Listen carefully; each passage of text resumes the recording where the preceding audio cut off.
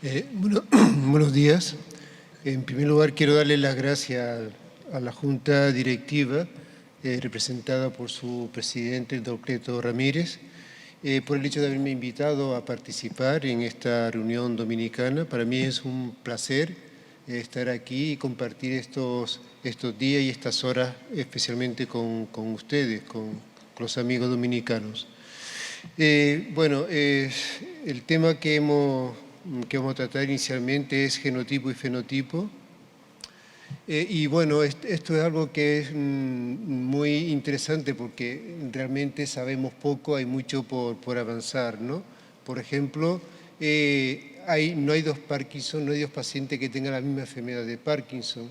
Hablo de Parkinson idiopático y hay, por lo tanto, una importante variabilidad. Esa variabilidad implica no solamente aspectos motores, sino también aspectos no motores, que es quizás la parte, diríamos, más profunda del cuadro de la enfermedad de Parkinson, donde predominan los síntomas motores, que al principio se les suele hacer poco caso, pero que en la medida que progresa la enfermedad, esta parte de sintomatología no motora es la que va ganando mucho más peso y es la que va a afectar la calidad de vida, no solamente del paciente, sino también de los familiares. Por lo tanto, hay características comunes, como son varicinesia, temblor, la rigidez, inestabilidad postural en fase más tardía, más avanzada de la enfermedad, pero donde los síntomas motores también son muy importantes. Por ejemplo, ayer hubo una charla muy interesante sobre sueño y demencia. También, independientemente de que la enfermedad de Parkinson pues, es diferente en cada uno de los pacientes, además de eso hay subtipos bien definidos, como es el subtipo principalmente tremórico, donde el tratamiento farmacológico pues, fracasa rotundamente y donde de entrada habría que plantearse una DBS.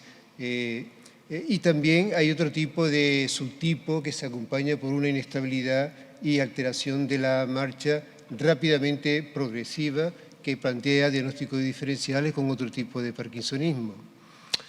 La vía de progresión de la sinoclinopatía está bien conocida y ha sido bien descrita por Brad, coincide con muchos de los cuadros clínicos, pero no coincide con todos los cuadros clínicos. Así que no todos los pacientes siguen esta misma progresión y hay otros subtipos que sugieren, por lo tanto, diferentes mecanismos patogénicos y de progresión para diversos fenotipos de la enfermedad. La incidencia de la enfermedad es progresiva, se va multiplicando y cuantiplicando en la medida que pasan las sucesivas décadas de la vida, algo más frecuente en el varón que en la mujer, y igualmente la prevalencia va destacando en la medida que progresa, se va multiplicando hasta llegar a niveles muy altos cuando se trata ya en edades seniles. Y también en cuanto a la esperanza de vida está ligeramente más acortada que en la población general, algo más en el Parkinson precoz del que vamos a tratar, pero en fin, es algo que no es altamente significativo. Así que lo primero que vamos a hacer es clasificar un fenotipo clínico por edad de presentación. Lo vamos a clasificar en Parkinson juvenil, Parkinson de inicio precoz, de Parkinson de presentación en la edad mediana, en edad mediana, sobre 50 a 70 años, Parkinson de inicio más tardío y Parkinson senil, que es el que se presenta por encima de los 80 años. Si separamos en general los Parkinson de inicio temprano con respecto a los de inicio tardío, veremos que los Parkinson de inicio temprano son mucho más propensos significativamente a presentar complicaciones motoras como son las fluctuaciones y las discinesias. Y si analizamos el primer síntoma, el síntoma más destacable en la enfermedad de Parkinson, veremos que en todos los grupos de edad es la rigidez, es el signo más común presente tanto en el Parkinson joven como en el que se presenta en fase más avanzada. Dentro de los síntomas de inicio precoz, en el Parkinson precoz, Aparte de la rigidez, habría que destacar también la discinesia y la distonía, sobre todo la distonía del pie, es altamente frecuente en algunos tipos de genotipo de enfermedad. Y también desde el punto de vista no motor, habría que destacar, sobre todo en los Parkinson de inicio más precoz, la presencia de depresión. En los pacientes más avanzados, pues significativamente destaca más los trastornos disautónomos, el deterioro cognitivo y la mayor hiposmia, de forma altamente significativa comparado con los Parkinson de inicio precoz. Así que, como conclusión, podemos decir que existe un fenotipo por edad, el Parkinson de inicio precoz, que se caracteriza por rigidez, discinesia, fluctuaciones, distonía, depresión, y el Parkinson tardío, que se va a manifestar fundamentalmente con disautonomía, deterioro cognitivo, más hiposmia. Bien, han pasado ya pues 25 años desde la primera descripción de la sinucleinopatía por Polymeropoulos en 1997 y se describió la primera mutación de la alfa-sinucleína como factor desencadenante de la enfermedad de Parkinson. Desde entonces se han descrito otras 22 mutaciones diferentes. Sin embargo, a pesar de este avance genético, que ha sido muy importante porque ha ayudado a conocer la patogenia de la enfermedad, a pesar de todas estas mutaciones descubiertas hasta la actualidad, se puede decir que solamente explicaría el 30% de las formas familiares. Sin embargo, esto quiere decir que aún hay mucho por avanzar en cuanto al desarrollo de la genética en relación con esta enfermedad y que el 3 o entre el 3 y un 5% se encuentra en las formas también de enfermedad de Parkinson idiopático. Curiosamente, existen sobre todo en las mutaciones de herencia mendeliana, se ha visto que también se presentan estas alteraciones genéticas en los Parkinson idiopáticos, lo cual nos lleva a pensar de que existe un mecanismo patogénico común en todas estas enfermedades.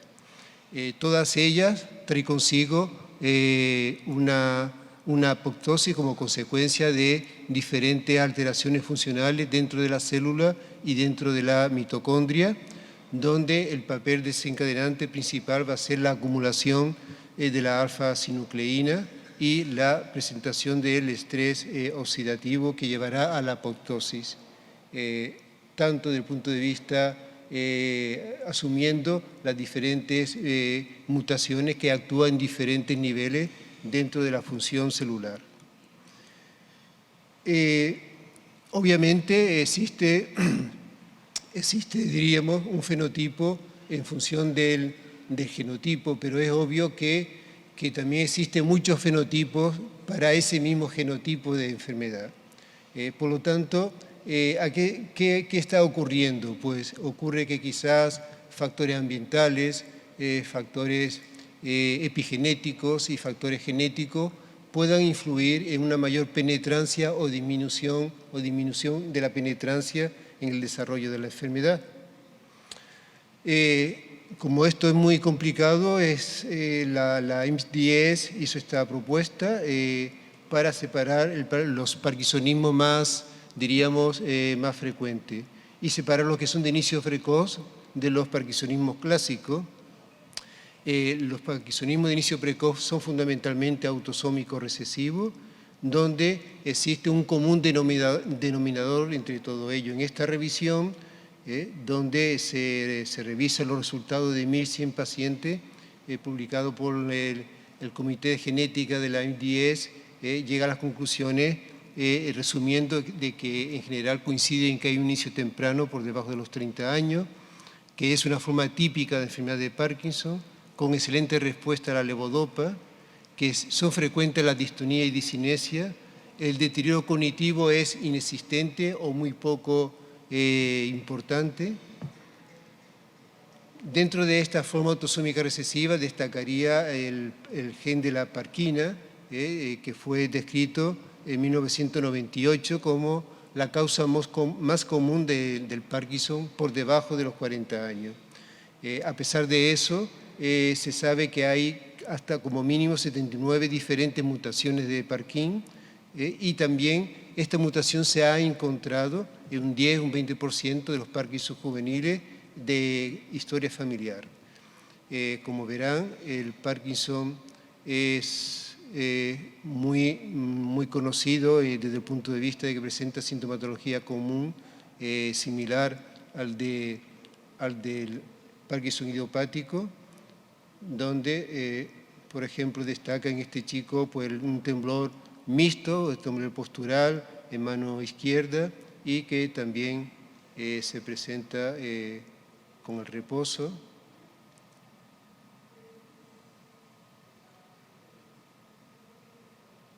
Una simetría izquierda con una hipocinesia y también en la mano y también el pie izquierdo, el temblor típico de reposo. En cambio, por ejemplo, este paciente que también tiene mutación de la parquina, es un señor ya de mayor edad, se sale por lo tanto de los Parkinson de inicio precoz, pero tiene esa mutación genética y donde lo que destaca es una distonía para caminar del pie izquierdo que le hace perder el equilibrio. O esta otra paciente que tiene un fenotipo clínico diferente, que presenta on-off. La paciente cuenta de que no puede caminar, se queda bloqueado y utiliza un truco sensitivo. A partir de ahí, ella es capaz de reaccionar y que también tiene esta mutación de la parquina. Y bueno, pues también para ver la variabilidad que hay en esta mutación, está publicado por la IDS, que es un Parkinson que se presenta, se acompaña de trastorno del equilibrio, parálisis de la mirada. O sea, se comporta como una PSP. Vale, bien, vamos a... Bien, la otra mutación altamente frecuente por debajo de los 30 años es la mutación del PIK1. Esto lo hemos presentado en el estudio, en el BRAIN, mi equipo, en colaboración también con el equipo de genética de la Universidad de Navarra y también con la colaboración del doctor Isidro Ferrer del Hospital Berbich, que es patólogo, donde encontramos en esta familia de 49 miembros pertenecientes a 5 generaciones consecutivas, donde se analizó el ADN de 31 miembros, encontramos las siguientes mutaciones. Encontramos una mutación homocigótica, en la mutación splicing, de los cuales uno de los dos que hay no tiene la enfermedad, este no tiene la enfermedad, este sí la tiene. Encontramos además pacientes heterocigotos con doble mutación, con mutación del splicing y de lesión del exón 7. En total son 6 pacientes, que son todos los que tienen las flechas negras y la flecha gris, que desarrollan la enfermedad. Y encontramos 17 portadores heterocigotos con una sola mutación que por ahora no han desarrollado la enfermedad. Bien, lo interesante de este trabajo es que describimos una mutación nueva, hasta ahora no publicada, no encontrada en ninguno de los estudios que han aparecido desde entonces, que es la mutación 1488, guanina por adenina, y también la otra mutación que encontramos fue la de lesión del exón 7, como hemos comentado, sí ya descrita. Bien, esto lo que hace es, produce una alteración de la quinasa, que actúa como protectora de la célula neuronal y como consecuencia de ello se va a producir un ARN mensajero aberrante que va a afectar el desarrollo de las funciones mitocondriales. Y el otro dato de interés que encontramos es que en uno de estos pacientes que se suicidó pudimos hacer estudios del cerebro donde se describe por primera vez la existencia del cuerpo de Levi, que hasta ahora no ha estado descrito. Y lo curioso además que esta aparición del cuerpo de Levi respeta el locus cerúleo y la amígdala cerebral. Por lo tanto, sabemos que en la parquina no aparece cuerpo de Levi. Hasta entonces se pensaba lo mismo con el PIC1. Sin embargo, hemos encontrado que sí que hay también degeneración del cuerpo de Levi, que hay sinucleinopatía. Bien, esta es una muestra de los pacientes. Por ejemplo, esta señora que tiene 68 años y con 34 años de evolución, la evolución tan diríamos, benévola que lleva, ¿no? O este chico que empezó a los 14 años, que se caracteriza porque debuta con una distonía en el pie izquierdo, que aquí no se ve bien, porque también está tratado. La voz es de un residente que estaba conmigo, es una paciente es una familia de Fuerteventura y se desplazó y el vídeo está hecho en su propio domicilio. Este es el DASCAN, de cómo se comporta, es típico, ¿no? Con una hipocaptación asimétrica del estriado.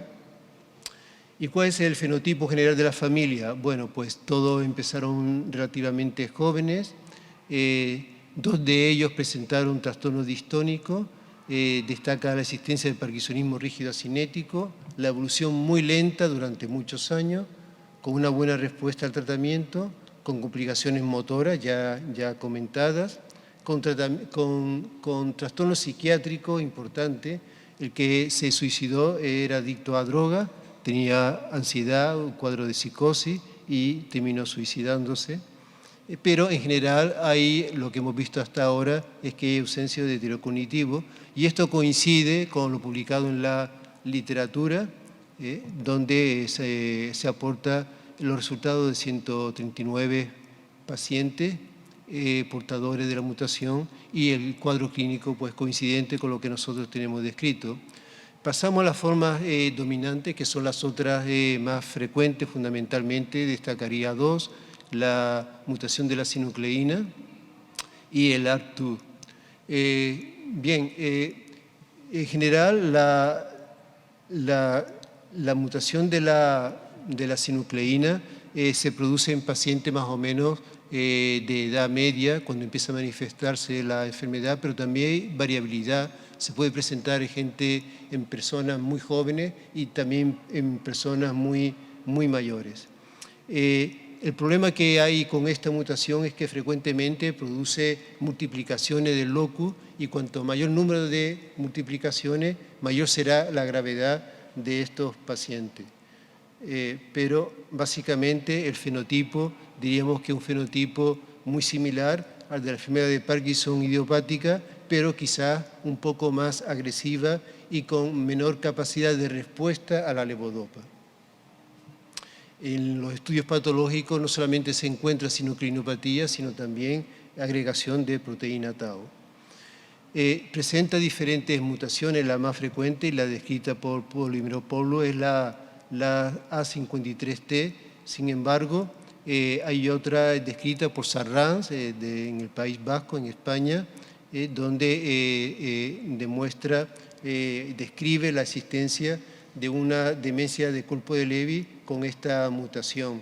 Y también hay otras mutaciones que se presentan en edades más juveniles, una de ellas con un fenotipo muy atípico y otro pues tiene inicio temprano, pero sin característica atípica. Y pasamos a la otra mutación que quizás es mucho más frecuente que la sinucleinopatía, que es el ART2, la descrita por Paisán Ruiz y Simprich en 2004, se refiere fundamentalmente a la primera, que es la mutación G2019S. Esta mutación también es la más extendida, es la más frecuente. Existe un fenotipo que es el 14 1441C, que además de producir un fenotipo, diríamos, asimétrico, como vemos en este paciente, con una asimetría de la movilidad del lado izquierdo, tiene cierta liberación de reflejos piramidal también. Y lo interesante de este caso es que además presenta una coreotetosis que hace con el pie derecho, con el lado contralateral.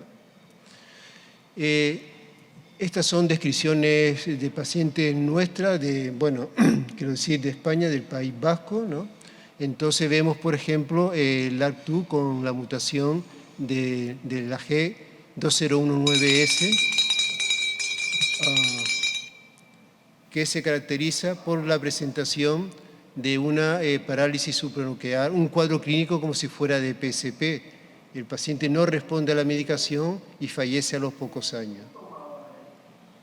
O esta otra forma de presentación, este otro fenotipo, con la misma mutación, que destaca que es fundamentalmente tremórico. Por lo tanto, estamos viendo la variabilidad de la misma mutación. Bien, esta es la propia, la que se encuentra en el País Vasco. Aquí vemos un paciente de debut senil.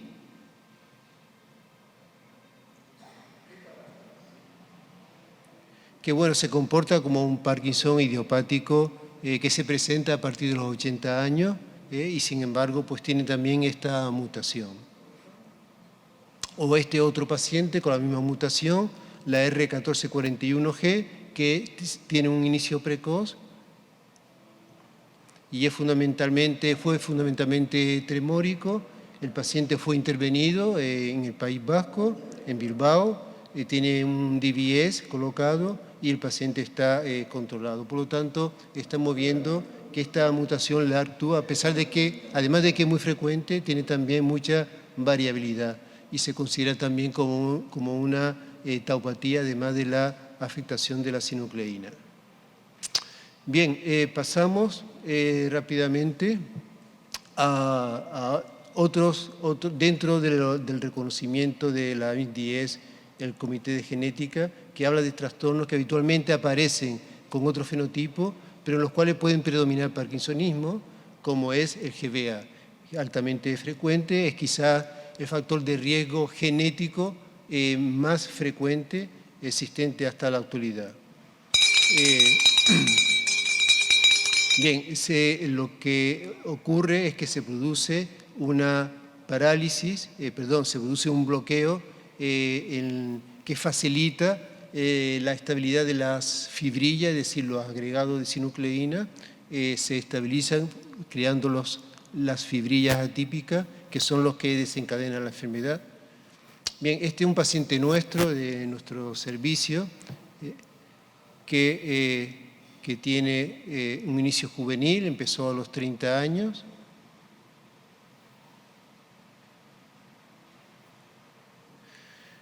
Y que empezó con rigidez y dolor en el miembro superior izquierdo, con hiposmia, desarrolló también un trastorno de control de impulso, hizo fenómenos de complicaciones tipo wearing off, que se han controlado. La mutación de este paciente es la N370S, que se considera como una forma de mutación leve, pero que existen otras mucho más graves. En este estudio del equipo de Milán, hace 3 agrupaciones de pacientes, uno con GBA, otro de parkinsonismo joven y otro de parkinsonismo de inicio más tardío, pero que todos llevan el mismo tiempo de evolución de enfermedad. Y entonces se observa que la UPDRS en el azul son los pacientes de GBA, presenta una peor puntuación comparado con el Parkinson de inicio precoz y también con el Parkinson de inicio tardío, lo cual avisa de que es una enfermedad que es mucho más, quizás más maligna en este sentido, en comparación con el Parkinson idiopático.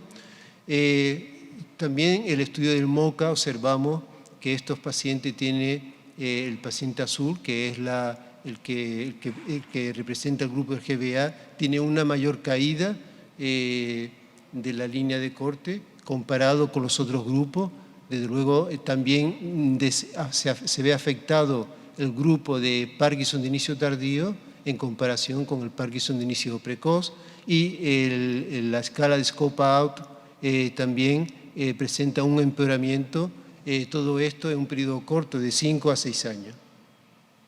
Por lo tanto, la mutación GBA acelera los procesos neurodegenerativos tempranos en la enfermedad de Parkinson, lo que lleva a un fenotipo clínico maligno. Y luego hay otra forma en la que no vamos a entrar por cuestiones de tiempo, pero lo importante es que hay un genotipo, diversos fenotipos, hay un fenotipo, diversos genotipos. ¿Cómo resolver este problema, no? Bueno, la MDS recomienda en los Parkinson menores de 45 años hacer a todos el gen de la parquina, PIC1 y DJ1, ya que estos son los más frecuentes, pero si es un Parkinson de inicio precoz pero con signos atípicos, recomienda también el extender el estudio a la forma de la TPasa 13A2, la forma también del PLA2G6 y también el FBOS proteín 7, que también es altamente frecuente. No es que sea frecuente, sino que si se presenta en pacientes jóvenes con signos atípicos se recomienda hacer este estudio. Y en los mayores de 45 años, fundamentalmente hay que hacerle a todos ellos el ARC2, y es menos frecuente, pero también necesario, es recomendable la sinucleína. Existe este panel de estudio que al final, si hay que hacer investigación, pues habrá que tirar de él. Y bueno, pues como conclusión, la enfermedad de Parkinson es una enfermedad neurodegenerativa compleja. Solo un pequeño subconjunto de pacientes con EP presenta historia familiar positiva, pero en la gran mayoría de los pacientes no hay antecedentes familiares y la etiología es menos clara.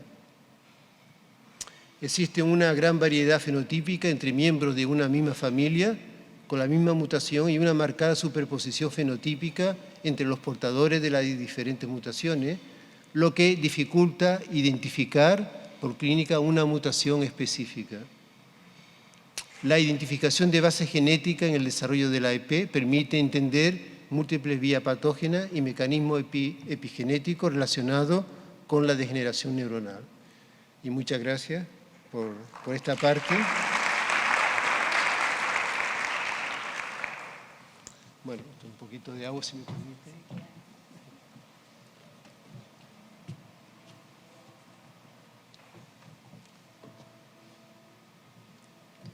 Bueno, en esta otra charla vamos a hacer un giro de 360 grados y quizá vamos a enfocarlo más hacia la práctica clínica diaria, que es la que la que nos enfrenta a nosotros cuando tenemos el paciente delante, su familia, cuando vemos que tiene una calidad de vida muy afectada y nos planteamos qué podemos hacer, cómo podemos enfocar el tratamiento.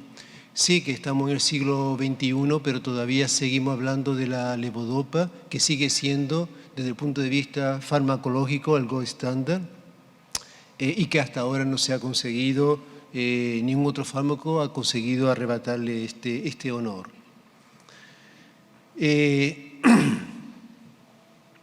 A pesar de este tiempo, en fin, se han dicho, a lo largo de estos 60 años, se han dicho muchas cosas sobre la levodopa, incluso pues la época del miedo, en el sentido de que si era neurotóxico, que si era bueno, cuanto más tarde empezarlo era mejor. Yo creo que habría que revisar muchos de estos aspectos, ¿no?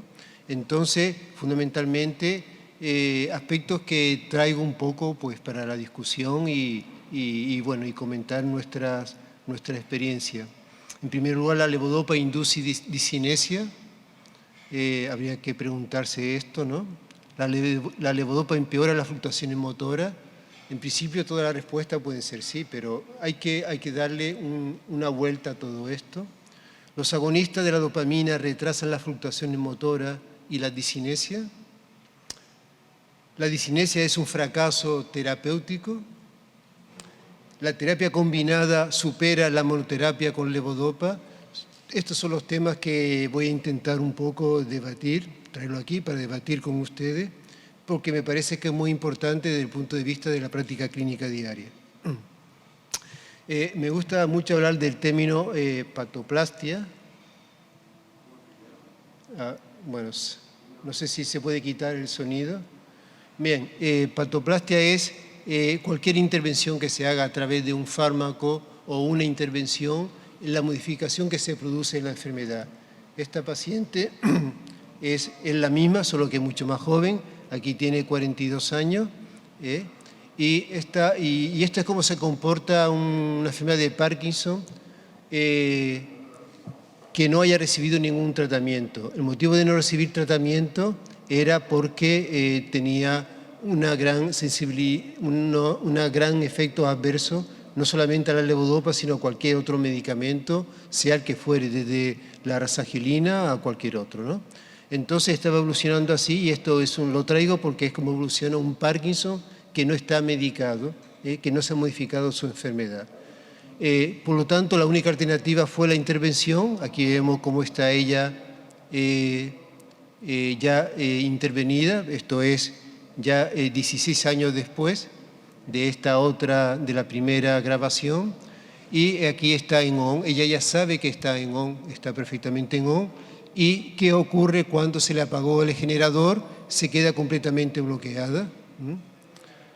Bien, la paciente diríamos que es consciente de que tiene un estado ON, donde se encuentra perfectamente bien, y coge conciencia de cuando está en un estado OFF, que hasta entonces no había experimentado eso. Sí que había experimentado la evolución negativa de la enfermedad de Parkinson, pero sin que esté interferida por ningún tratamiento. Así que la levodopa induce discinesia. Bien, esta paciente de 56 años que tiene un cuadro de rigidez en el hemiscuerpo derecho, de 11 años de evolución, y que en un momento incluso se pensó que si era secuela de un ACV. Y hace 6 meses empezó con temblor en la mano izquierda, por lo que volvió a consultar, ¿no? Esta es la paciente como camina. Diríamos, bueno, a simple vista que puede ser una marcha hemiparética, pero habían otras cosas más. Bien, esto es cómo está ella, nada más empezar el tratamiento con levodopa.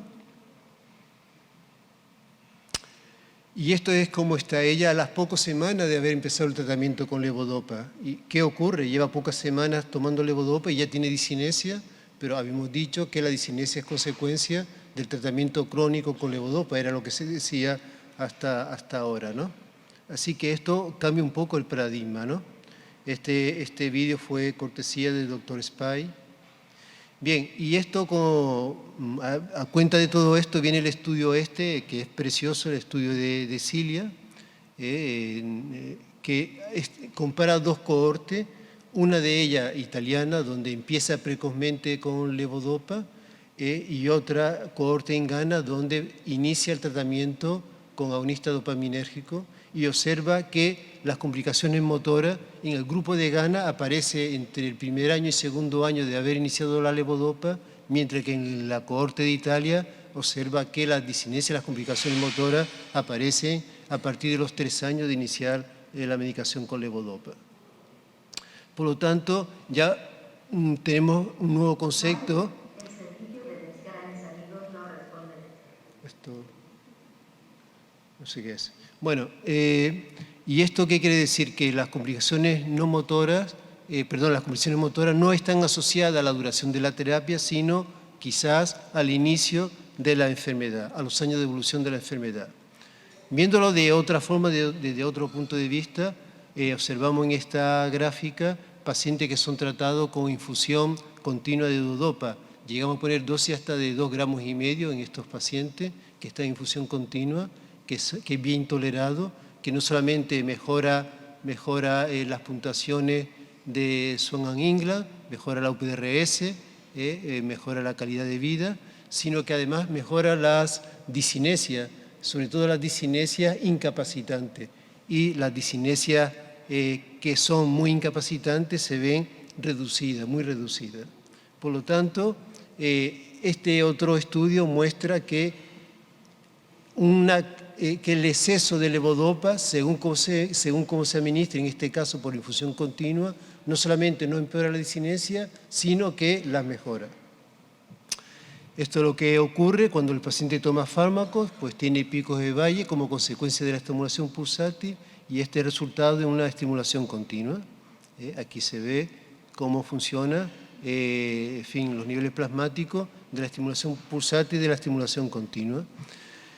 Entonces, ¿cómo podemos responder esto, no? La levodopa, desde luego, es necesario para producir disinesia, pero no es suficiente. Se requiere dos aspectos. Uno, que exista enfermedad, y otro, que exista pulsatibilidad del fármaco, es decir, vida media corta por vía oral. La otra cuestión, las fluctuaciones motoras empeoran con la levodopa. Si volvemos a los estudios, el CalPD, por ejemplo, que compara levodopa con pramipexol, observamos que efectivamente el grupo del agonista retrasa el wearing off comparado con el grupo que toma levodopa. Sin embargo, si vamos a la UPDRS, vemos que la mejor respuesta motora lo tiene el grupo que recibe levodopa y no el que recibe agonista dopaminérgico, y que además de eso, el grupo que recibe agonista dopaminérgico tiene más freezing que el grupo que recibe levodopa, que mejora el freezing. Por lo tanto, diríamos que cuando la discapacidad es leve, la precisión del LOF puede no importar, y eso ocurre en las fases iniciales de la enfermedad.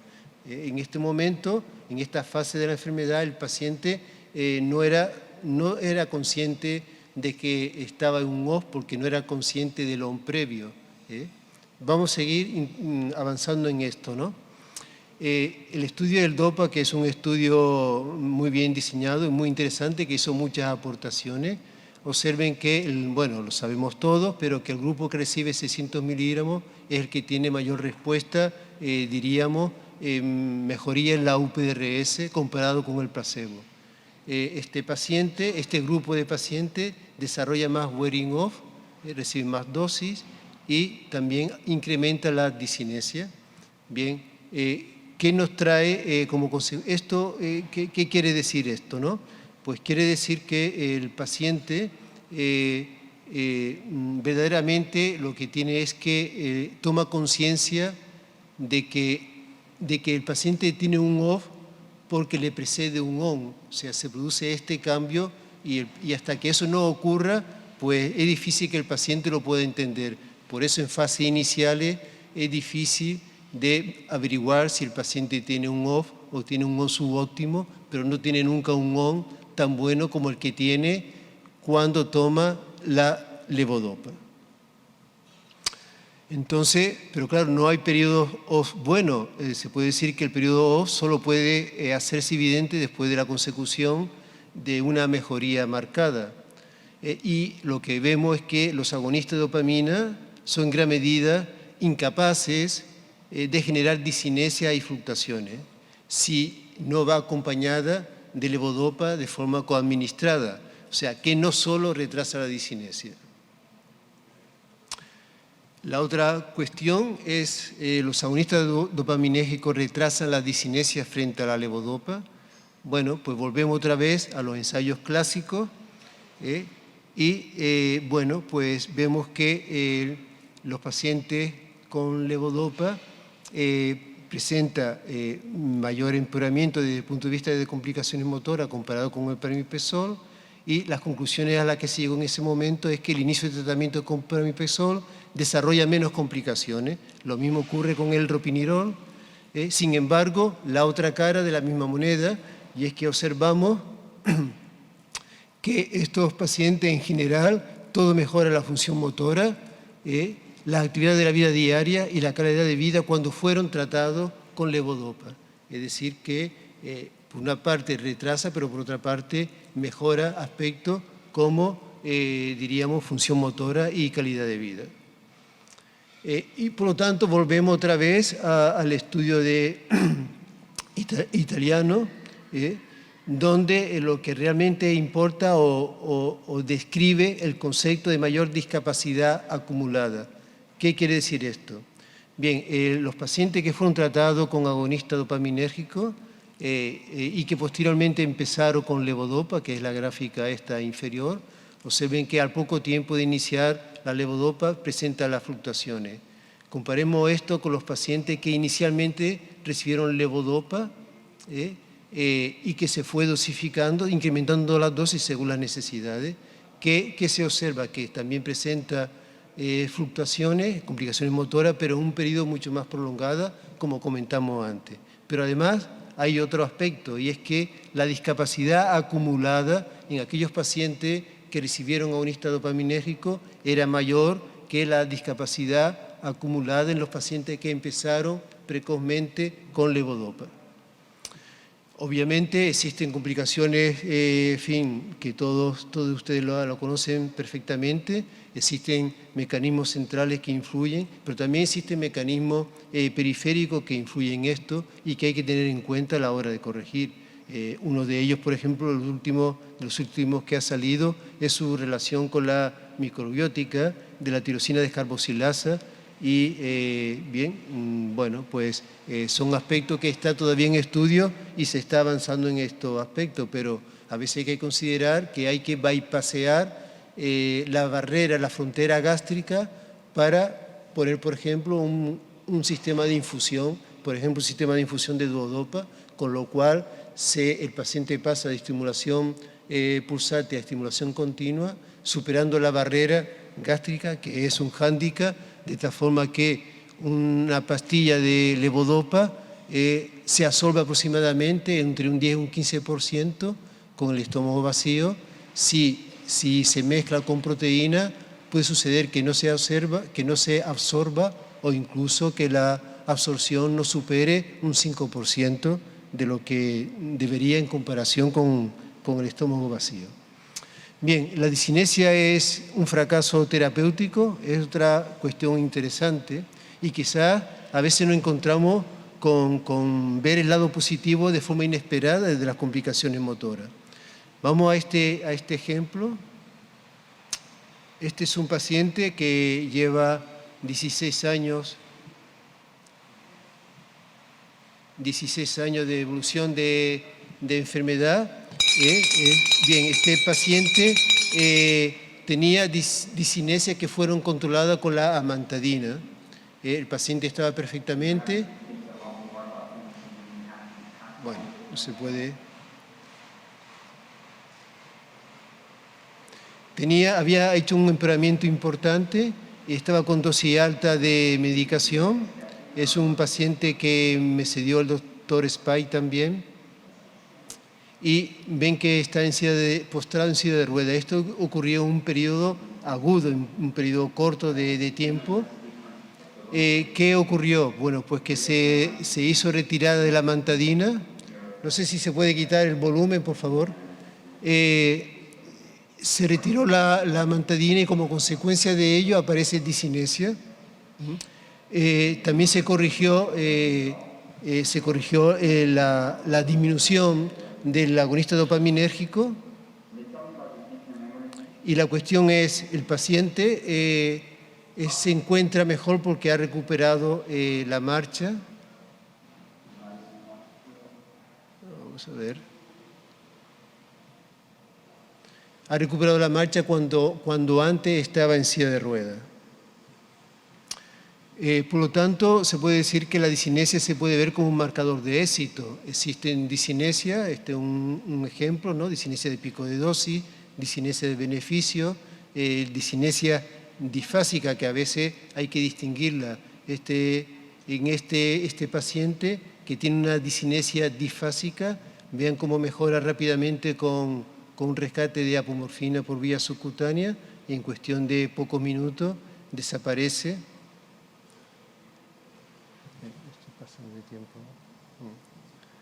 Y desaparece completamente. Y este otro paciente que presenta esta disinesia cuando antes estaba en una situación rígida, está con duodopa, con infusión continua de levodopa, pero presenta disinesia. Esa disinesia habría que quitársela, pues no sería necesario, ¿no? Esta otra paciente, por ejemplo, desarrolla disinesia al 5.º día de la intervención. Fue intervenida hace 2 semanas por nuestro equipo, ¿no? Entonces tenía una dosis más alta de levodopa y se marchó de alta con menos dosis de levodopa de la que tenía en situación basal y aparece en esta disinesia. Bueno, pues al 10.º día pues se baja la dosis de levodopa sin ninguna otra intervención y la paciente pues se mejora perfectamente. Bien, y en cuanto a la terapia combinada, y ya termino, hay muchas publicaciones donde hablan de las ventajas de la monoterapia con levodopa con respecto a la combinación levodopa más agonista dopaminérgico. Son estudios con sus limitaciones, pero que apuntan y muestran aspectos que pueden ser interesantes. Por ejemplo, este estudio que se hizo un seguimiento de varios años, donde concluye que el complemento pramiprazol fue menos eficaz y produjo más efectos secundarios en comparación con la monoterapia con levodopa. Y aquí donde se compara levodopa con agonista dopaminérgico con inhibidores del AMA-OB, concluye que después de una mediana de seguimiento durante unos años también, el objetivo aquí era el PDQ, pues había mejorado más que las otras terapias alternativas. Así que diríamos que la disinesia, ya termino, la disinesia es un artefacto del método de administración de la levodopa, dosis más alta en la infusión continua, produce menos disinesia, lo hemos visto antes. Los periodos off es un estado de conciencia y vienen precedidos de un estado de mejoría on, que la levodopa puede inducir mejor que otros medicamentos. Las fluctuaciones motoras y la disinesia son un marcador de éxito terapéutico en el tratamiento de la enfermedad de Parkinson. Retrasar el inicio de la levodopa deja a los pacientes con una mayor discapacidad acumulada y la polifarmacia puede ser apropiada al principio, al inicio de la enfermedad, pero la monoterapia con levodopa se ve más favorecida a largo plazo. Y nada más. Y muchas gracias por la atención. Este es el equipo de neuroquirúrgico, ¿no? Los 2 neurocirujanos, neuroradiólogos, neurofisiólogos y neuropsicólogos.